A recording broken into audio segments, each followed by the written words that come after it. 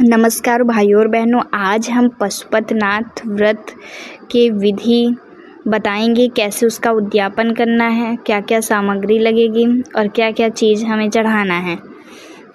सबसे पहले हम पंचामृत तैयार करेंगे। पंचामृत में हम दही, शहद, शक्कर, गाय का दूध और गंगा जल डालकर एक पंचामृत तैयार करना है, जिससे शिवलिंग पर अभिषेक करना है।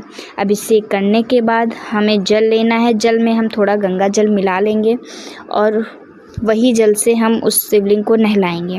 शिवलिंग नहलाने से पूर्व हमें सबसे पहले गणेश जी के ऊपर, शिवलिंग पर जहाँ पे गणेश जी का स्थान होता है वहाँ चढ़ाएंगे जल। फिर कार्तिक जी के स्थान पर जल चढ़ाएंगे। उसके बाद अशोक सुंदरी के स्थान पर जल चढ़ाते हुए शिवलिंग के जलाधारी से जल लाते हुए शिवलिंग पर चढ़ाएंगे।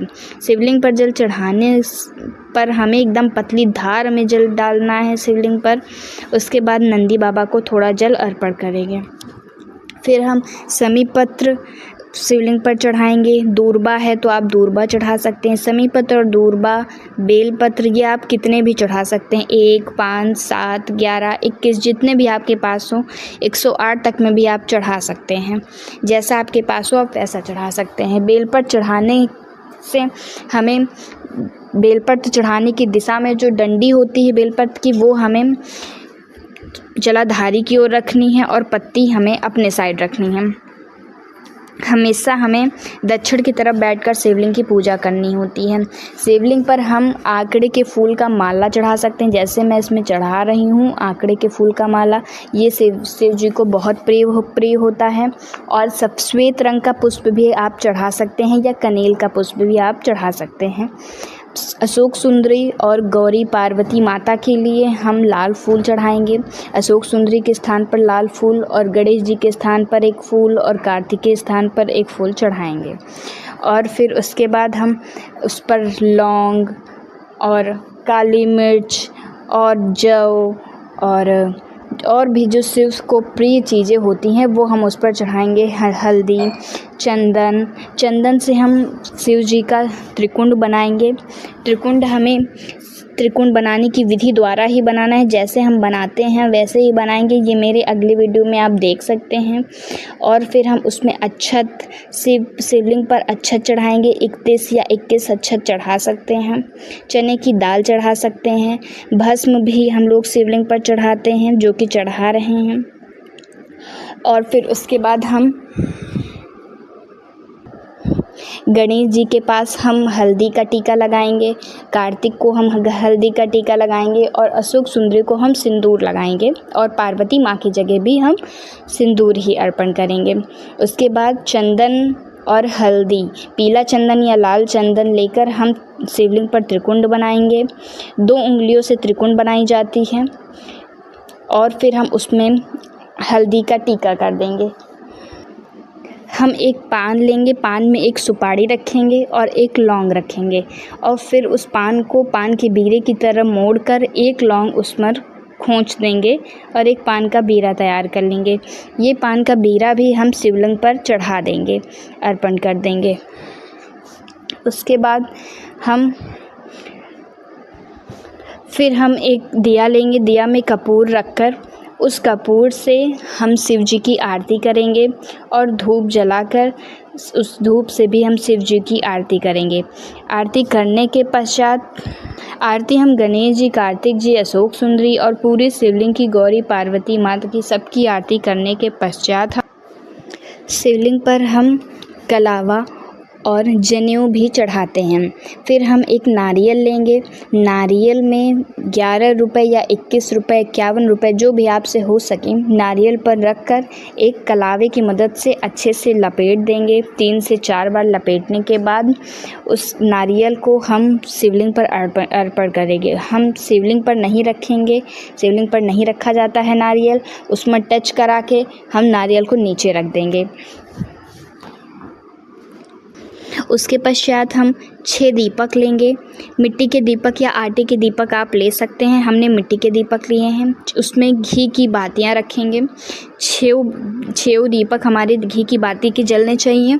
6 दीपक में जिसमें से केवल हम 5 दीपक ही जलाएंगे। 5 दीपक जलाने के बाद एक दीपक हम नहीं जलाते हैं, जो हम घर लेके आते हैं, इसलिए वो नहीं जलाया जाता है, वो हम घर पे जलाते हैं। उसके पश्चात हम शिव जी के चढ़ाने के लिए जो प्रसाद बना के ले जाते हैं, वो आप कुछ भी बना सकते हैं। मैंने हलवा बनाया हुआ है, मीठे में कुछ भी बनाया जाता है। तो वो हम 3 जगहों पर निकालते हैं, बिल्कुल बराबर में निकालना चाहिए, थोड़ा सा भी कम ज़्यादा नहीं करना चाहिए। एक कटोरी में जितना है, बाकी दोनों कटोरियों में उतना प्रसाद रखना चाहिए, जिसमें से 2 कटोरी हम शिवलिंग पर चढ़ाते हैं और 1 कटोरी हम प्रसाद के रूप में वो व्यक्ति खाता है जो व्रत होता है। ठीक है, तो आप 2 कटोरी शिवलिंग पर रखिए और 1 कटोरी अपने घर के लिए लाइए, खुद के ग्रहण करने के लिए। प्रसाद को शिवलिंग पर टच करा के छुआ कर आप नीचे रख दीजिए, जिससे शिव जी ग्रहण कर सकें। फिर हम गौरी पार्वती माता की हम पूजा करेंगे। गौरी पार्वती माता की पूजा करने के लिए हम उन्हें लाल फूल अर्पण करेंगे, लाल फूल चढ़ाएंगे और भी जो फूल आप चढ़ा सकते हैं। फिर हम उनका श्रृंगार करेंगे। श्रृंगार में हम उनका सिंदूर लगाएंगे। सिंदूर लगाने के बाद और चूड़ियाँ, आप 2 चूड़ी या जितनी चूड़ी, 5 चूड़ी, 7 चूड़ी, 21 चूड़ी, जितनी भी आप चढ़ाना चाहते हैं आप उन्हें चढ़ाइए। और एक लाल चुन्नी आप ले लीजिए, वो आप उनको चढ़ा दीजिए। बिंदी चढ़ा दीजिए, अच्छे से उनका श्रृंगार कर दीजिए। श्रृंगार करने के बाद आप उनकी आरती कर दीजिए। उनकी भी आरती ज़रूरी होती है, क्योंकि पार्वती माता हैं। पार्वती माँ की पूजा कर आप उनका भी आशीर्वाद लीजिए। और उसके पश्चात आप हाथ में एक पुष्प और कुछ अक्षत के दाने लेकर, या आपके पास कुछ भी हो, समीपत बेलपत्र, आप कुछ भी लेकर, आप जल लेकर, आपने जो व्रत किया है, जिसके लिए व्रत किया, अपना गोत्र, अपना नाम कहकर एक जल लेकर आप आचमन करिए। आचमन करना बहुत ज़रूरी होता है। आप उसमें अपनी गलतियों की माफ़ी मांगिए, जो आपसे भूल चूक हुई है। शिव बाबा आपको माफ़ करें, भोले बाबा आपको माफ़ करें।